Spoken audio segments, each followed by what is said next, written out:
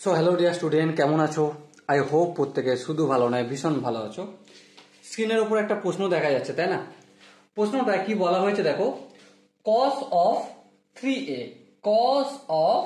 3a plus cos of 5a plus cos of 7a plus cos of 15a equal to 4 cos of 4a into cos of 5a into cos of 6a, এটা আমাদের প্রমাণ করতে হবে। চলো, এটা প্রমাণ করার জন্য যে ফর্মুলাটা আমরা এখানে কাজে লাগাবো সেটা ফটাফট করে লিখে নিই। ফর্মুলাটা কি দেখো, cos c plus cos d। I hope তোমরা এই ফর্মুলাটা জানো। যদি জেনে থাকো তো ফটাক করে কমেন্টে জানাও। তো এর ফর্মুলা হচ্ছে cos c plus cos d equal to 2 into cos c plus d আপন 2 into cos of c minus d আপন 2। ওকে, এবার সময় এসছে কোলাবোরেট করার। কোনটাকে cos c ধরবো আর কোনটাকে cos d ধরবো। দেখো একটা কথা বলি, cos 3a এটাকে আমি cos c ধরছি, আর cos 7a এটাকে আমি cos d ধরছি। তাহলে যদি তাই হয় তাহলে 2 into cos c plus d, 3a plus 7a 10a by 2 5a হবে, into cos c minus d, 3a minus 7a minus 4a হয়, minus 4a by 2 minus 2a, और cos of माइनस 2a माने cos of माइनस 2a माने cos 2a complete. ওকে, তারপর দেখো এখানে plus চিহ্ন আছে, প্লাস দিয়ে দিলাম। তারপর এটাকে আমি cos c ধরছি, এটাকে আমি c ধরছি, আর এটাকে আমি d ধরছি।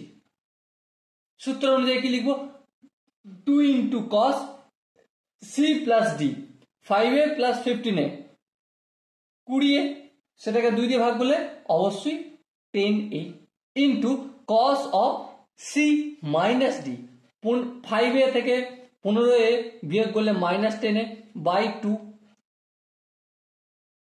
মাইনাস 5a, और cos অফ মাইনাস 5a মানে cos অফ 5a হবে। আচ্ছা, এখানটা একটু ভালো করে লিখে দিই, ইন্টু cos অফ 5a।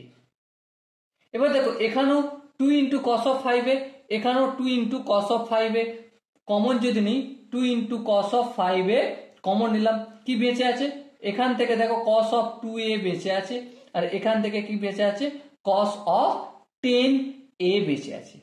আবার ফটাফট করে 2 ইন্টু cos 5a লিখবো, ইন্টু মাল্টিপল চিহ্ন দিলাম, তারপর cos c plus cos d এর ফর্মুলা লিখবো।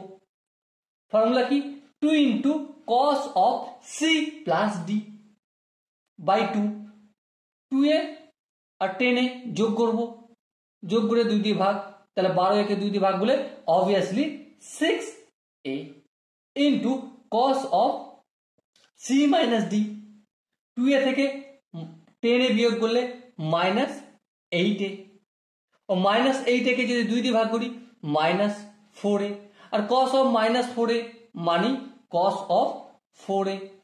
সো আলটিমেট কি হলো, 2 দুগুণে 4, cos of 5a into cos of 6a into cos of 4a।